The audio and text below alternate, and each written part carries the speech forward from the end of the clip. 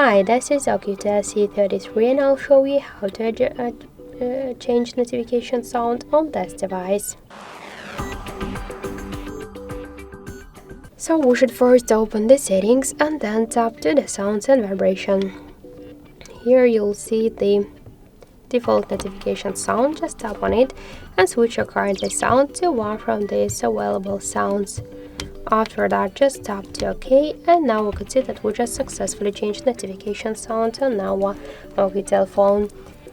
So that's it, thank you for watching, and if you like this video, leave thumbs up and subscribe.